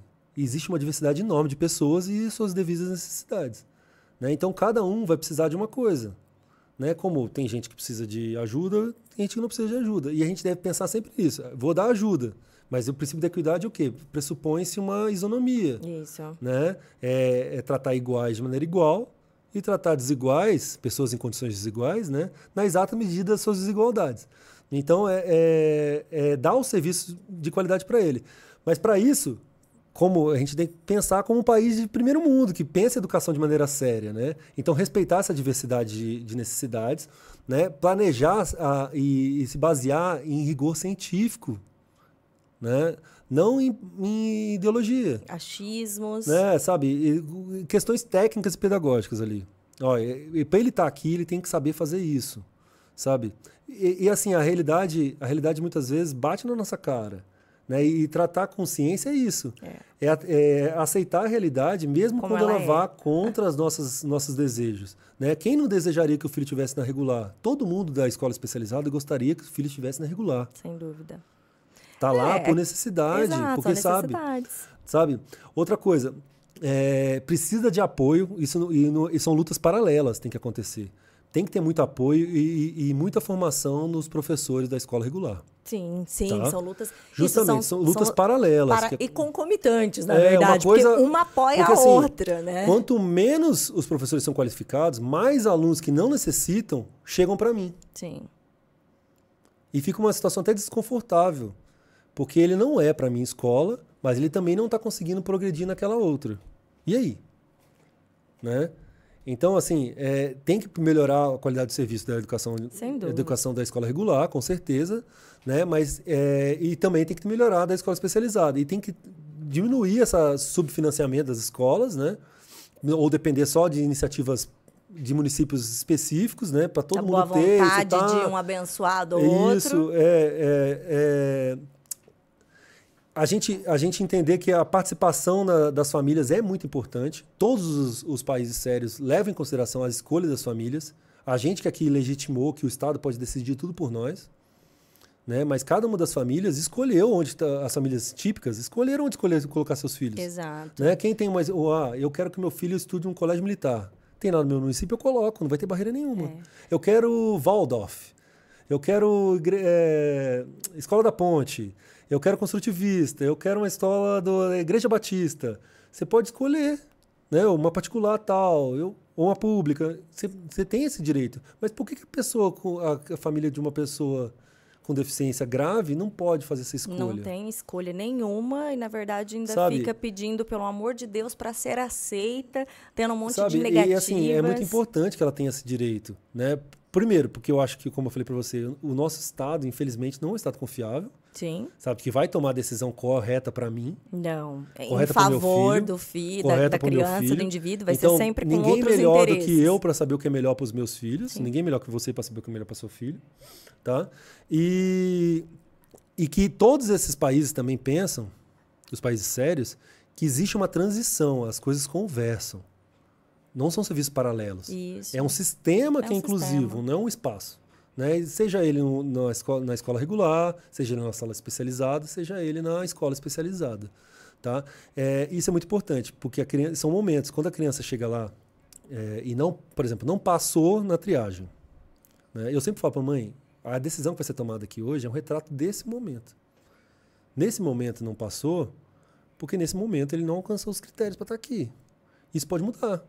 Da mesma forma que eu falei para você que a criança pode sair, ela pode ser reprovada uma vez e depois no futuro, depois de 2 anos, ela ser aprovada. Porque aí foram esgotadas possibilidades, foram tentadas várias coisas, ou surgiram comportamentos que ela não tinha antes, Sim. coisas assim, que vão validar a matrícula dela ali com a gente. Tá? Então eu sempre falo, retrato desse momento, a senhora pode voltar no futuro aqui, tentar de novo, ele é muito jovem, que é outra coisa que não tem na legislação, não tem dizendo qual idade pode. A idade, isso. Qual idade pode? Eu sempre falo que a escola, a partir do momento que ele já vivenciou a escola, o ensino fundamental. Uhum. Né? Porque tem que ser tentado ali. Sim. Né? Tem que ser tentado. Às vezes acontece e deu certo. Sim. Mas se nem for tentado, ele não vivenciou aquilo lá. Então, por exemplo, no meu entendimento, é o entendimento particular do Alexandre, tá? Tá. Inclusão total é educação infantil. Para mim, educação infantil, todo mundo tem que estar na escola. Entendeu? Porque a educação infantil até está na BNCC, é experimentar. Experimentar isso, experimentar aquilo. A partir do momento que chegou no ensino fundamental, vamos avaliar isso daí, vamos avaliar cada um deles. O que é mais benéfico para cada um desse grupo aqui? Ó, esse menino aqui passou o primeiro ano todo, ainda não conseguiu fazer nada, não está ali, os 3 primeiros anos são de alfabetização. Não está progredindo e tudo mais, então vamos oferecer um serviço que acompanha ele. Mas isso como eu falei, não existe legislação. Então eu estou falando, é o desejo do Alexandre. Sim, sua percepção pela tua vivência. E essa é a percepção. Né? Tá, essa é a minha ideia de modelo de educação inclusiva e onde a inclusão total caberia, né, no meu entendimento. É lógico que ainda vai ter ressalvas, né, mesmo assim. Ainda assim teria vai ressalvas. Ter ressalvas, né? Vai ter ressalvas, mesmo assim. Mas eu acho que essa é a minha ideia. Sim. Não, perfeito, é isso mesmo. As pessoas entenderem que é preciso que haja uma avaliação técnica mesmo, não são achismos do que eu acho, né? Então, cientificamente, escalas avaliativas, de onde se encontra aquele aluno, né? Qual, naquele momento, o que ele tem de habilidades, o que ele ainda não tem de habilidades, para entender quais desses espaços, se eles existissem todos, né? De escola especializada, sala especializada, a sala comum com algum tipo de apoio, qual que ele se beneficiaria mais desse perfil, de onde ele está. Isso é feito uma avaliação técnica, né, com escalas científicas, né, para isso. E aí, mesmo depois dessa avaliação, né, Alexandre, a decisão imperativa dos pais, da família. Porque, de novo, a gente não tem um Estado maduro o suficiente para que ele tome essa decisão, né? Para a gente deixar na mão deles. Aí sempre vai ser o interesse, ou vai ser o financeiro, um logístico, lobby, enfim, várias coisas. E que não, né? A gente não pode sujeitar o desenvolvimento dos nossos filhos a esse tipo de situação. Né? Então, eu acho importante a gente ter essa conversa, está sendo muito importante para esclarecer como é que funciona a escola, né? Justamente para que o pessoal entender que lá também vai ser ensinado alguma coisa. Isso. Né? Não é lá um também depósito. vai ser ensinado, não vai ficar lá só passando o dia e tudo mais, esperando os anos se passarem. Isso. Né? E as características da escola, elas têm algumas características básicas das escolas especializadas. Ela tem que preconizar a funcionalidade. né? Então, tudo, como eu falei para vocês, tudo vai ter que ser funcional, tem que ser aplicado na vida real, né? E não vai ser ensinado algum conceito vazio, né, para ele. Tem que ser tudo, tem que também ter a característica de naturalidade. Então, tudo tem que ser levado no ambiente mais natural possível. Então, a gente não tem tentativa discreta. Sim. Sabe, na mesinha ali. Então, é ensino incidental, ensino naturalista, né, dentro daquele contexto. E a gente eleva, por exemplo, um exemplo clássico é de que, por exemplo, eu vou ensinar o menino matemática. Ele vai aprender pegando troco lá, comprando as coisas no mercado, vida real. Não adianta ele ficar lá desenhando na folhinha, né? Até porque ele precisa de coisas, as características dele mostram que ele precisa de material concreto, ele precisa de coisa concreta para aprender, né? Ele vai lá contar, ele vai pegar, vai seguir a lista, vai fazer um checklist, tudo ali para ele aprender de maneira funcional. A individualização. Todo mundo lá tem o seu plano individualizado. Então, é como se todo mundo tivesse PEI. Sim. Né, que tem na escola regular. Sim. Todo mundo tem seu próprio PEI, porque todo mundo é visto como uma pessoa. Né? Eu falo sempre pessoa porque não é o aluno, que aluno acaba quando sai da escola. Né? É pessoa que tem dificuldades que vão ser levadas por toda a sua vida. Né? Tudo é generalizado. Então, a gente tem atividades extra-classe, fora da escola, todas as semanas. Então, eu moro em cidade de praia, então a gente leva eles na praia, como se comportar lá. Sim. No parquinho, no cinema, no shopping, no mercado. Eles vão lá, lógico que vão os que têm condições naquele momento. Sim. Né? E vai um grupo enorme de profissionais apoiando, dando sustentação e dando segurança para aquilo tudo. Tá? Muitas vezes a gente até convida as famílias, porque é uma demanda de muitas famílias que chegam para a gente e falam assim, ó, eu nunca tive uma situação de lazer com meu filho. Né? Por questão de segurança. É uma mãe idosa, um menino enorme, né, que teve alguns episódios graves e ela nunca mais saiu com ele. A gente vai para a praia. A senhora quer ir? Aí vai todo mundo. Vai todo mundo lá, vai a mãe junto, e é uma situação linda de felicidade, sabe? Que ela vai conseguir criar memórias com aquele menino, né, memórias afetivas e tudo mais, e ela vai conseguir interagir de maneira positiva.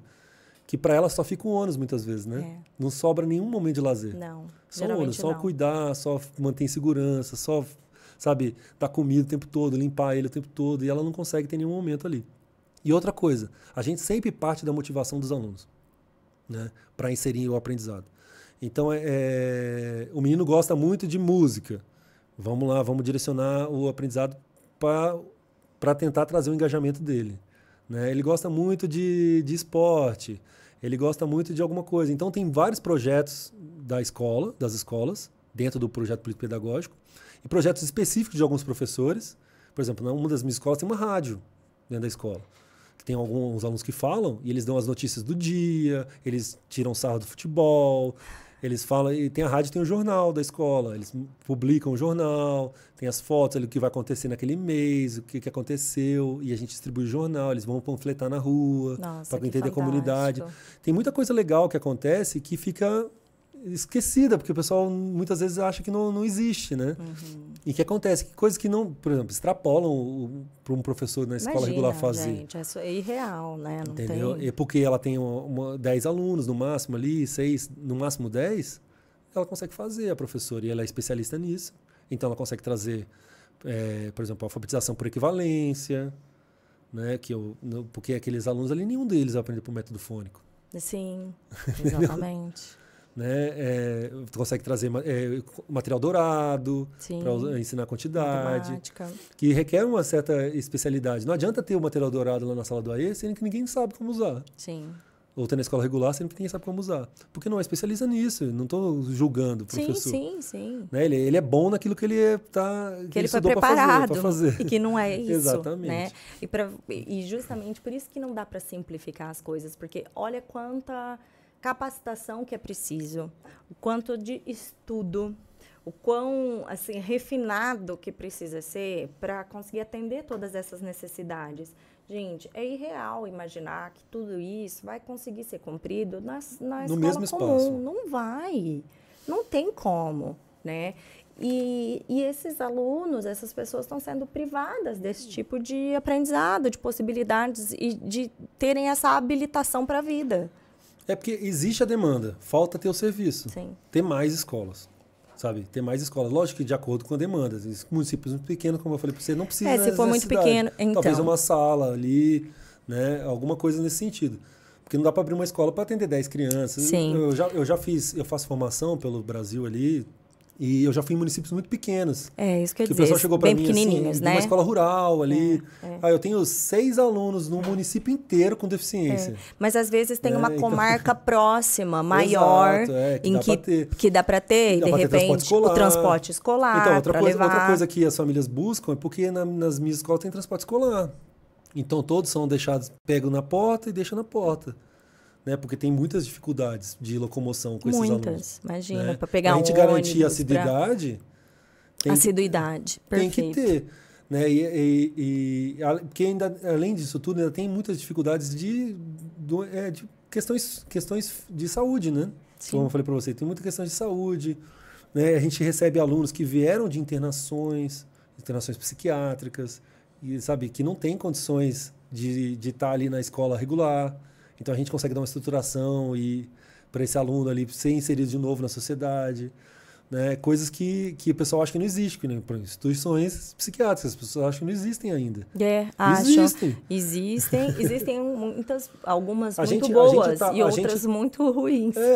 Como existem escolas especializadas muito ruins, como existem escolas regulares muito ruins. Mas se a gente fingir que elas não existem, não vai fazer com que elas deixem de existir. Desapareçam, né? Tá? A demanda vai fazer com que elas se mantenham sempre. Sim. E elas resistem justamente por isso. A resistência, ela é justamente porque quando você tenta apagar algumas existências, elas estão ali. Você pode fechar o olho tanto que você quiser, parar de falar no assunto, brincar de vaca amarela. Não vai mudar nada na realidade.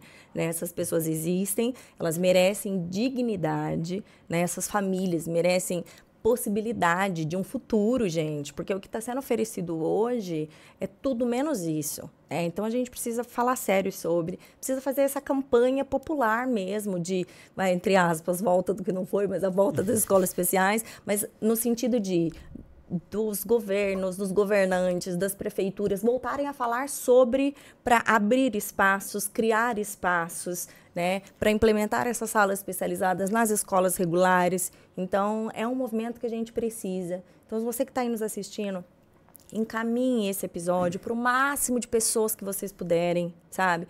Marca o pessoal aqui, comenta, contando a tua experiência, o que você está vivenciando, né? Você está muito feliz com a situação que você está ou não? Você acha que você se beneficiaria de uma escola especializada? Ou na cidade que você está, tem uma escola especializada? Conta aqui pra gente. Todas essas experiências enriquecem o assunto, né? Ajuda a gente a fazer nesse barulho todo, né, Alexandre? Porque a gente precisa dessa pressão popular. E que a gente pare de entender esse discurso, essa discussão aqui que a gente está tendo, como alguma coisa proibida, sabe? Isso. Sabe? Isso já aconteceu várias vezes. As pessoas me convidam para congressos. Mas você não pode falar sobre escola especializada. As pessoas me convidam para congresso. Aí, Alexandre, você gostaria de falar sobre uma coisa? Você tem bastante conhecimento, você é muito relevante ali na comunidade e tudo mais. Aí eu falava, tá bom, eu quero falar de escola especializada. Aí as pessoas me desconvidam. Menos isso, Alexandre. Aí eu sou convidado e desconvidado. Né? Isso acontecia. Agora, quem sabe não vai acontecer mais. Né? As pessoas vão entender que isso também é importante. Tá? Mas precisou essa experimentação no Brasil para as pessoas perceberem essa necessidade, eu acho. Isso. Sabe? Essa experimentação. Provar na prática de que ali esses espaços eram necessários. Espaços são necessários. E, como eu falei, qualquer pessoa que trabalhe com educação, que tenha o mínimo de honestidade intelectual ali, né, que consiga deixar de lado a sua parte ideológica, vai entender que isso é importante, sabe que isso é importante. E é para uma minoria, uma pequenina parcela de população, mas uma pequenina parcela de população que merece também respeito. Exato, perfeito. Tá? Eu acho que isso é muito importante a gente esclarecer. Eu queria agradecer muito o convite. Acho, Alexandre. Para mim é uma honra ter você aqui. A gente já fazia um tempo que estava tentando encaixar a data. Foi muito legal essa oportunidade de falar sobre isso. Agradecer aos meus professores das minhas escolas, que são fantásticos. Tá? Eu tenho professores maravilhosos, educadores de apoio maravilhosos, que eu aprendo mais com eles do que eles comigo. Tá, o tempo todo, porque eles têm muito conhecimento prático ali. Então, eu sou coordenador, então eu organizo ali mais ou menos o que vai ser feito, Mas na prática ali tem muitos professores com décadas de experiência que sabem muito bem o que estão fazendo. Eu aprendo todo dia com eles, é maravilhoso. As minhas diretoras das minhas escolas também que são maravilhosas. Que legal. Tá? Que me dão esse respaldo e confiam no meu trabalho. Tá? A Secretaria de Educação que confia no meu trabalho também, que por isso me colocou ali. Tá? E que eu agradeço a atenção de todos aqui para isso. E reforçando, a educação é até um mote. Eu acho que foi a Fátima Conte que falou sobre isso. Né? A educação, a inclusão na escola regular sempre que possível e inclusão na escola especializada sempre que necessário. Perfeito. Eu acho que esse é um mote que a gente tem que repetir várias vezes, que é o nosso mantra. Né? A grande maioria vai se favorecer na escola regular e assim deve ser. Ninguém está falando de retirada de direitos. Né? Tá falando de aumento de mais um direito. Isso. Né? Ter direito, esse direito a mais ali de ter uma escola de qualidade como opção. Né? Se por acaso aquele serviço não for suficiente para o seu filho. Né? E a gente está falando de um público que tem uma diversidade muito grande. E eu vejo essa diversidade na minha casa. Eu tenho gêmeos idênticos. Só que os meus filhos são completamente diferentes. Mesmo sendo idênticos, mesmo tendo a mesma dieta, a mesma religião, mesmo pai e mãe. Né? Tudo aconteceu ali, mas porque eles são individuais. Cada um tem suas características, histórias de relação com ambientes diferentes ali, que moldaram os comportamentos deles, as habilidades e tudo mais. Tá? Então, a gente imagina famílias que a gente nem conhece, né? Quem sou eu para falar da família do fulano lá do Acre? Sim. Sabe? Eu não conheço. Sabe? Não tem como a gente deixar de entender que a mãe é a maior das especialistas.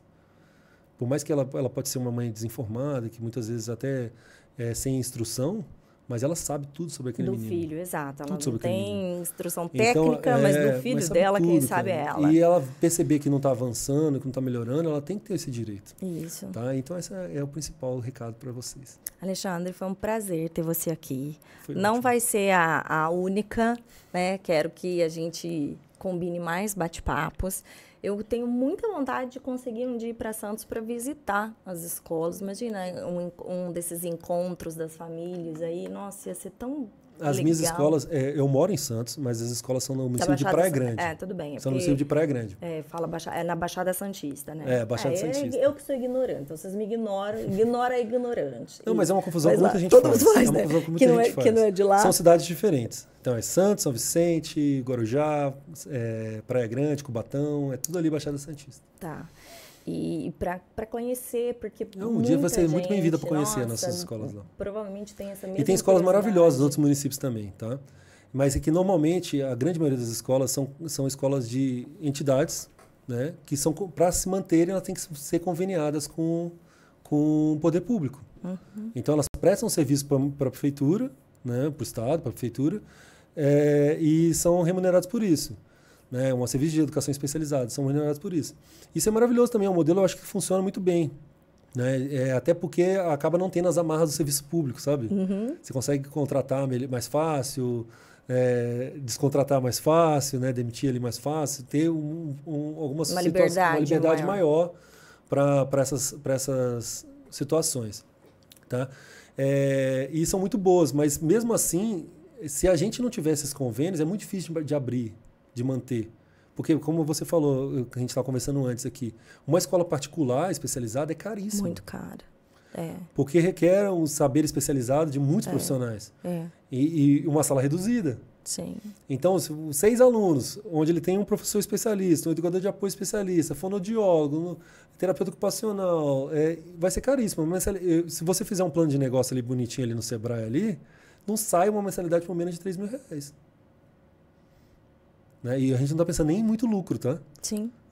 Sim, só de despesas. R$3.000. Sem dúvida. Sabe? Então, se não tiver convênios com as entidades públicas, é um serviço que não se mantém para todos. Vai ser só aquele público a mais ali que vai conseguir se favorecer. Isso.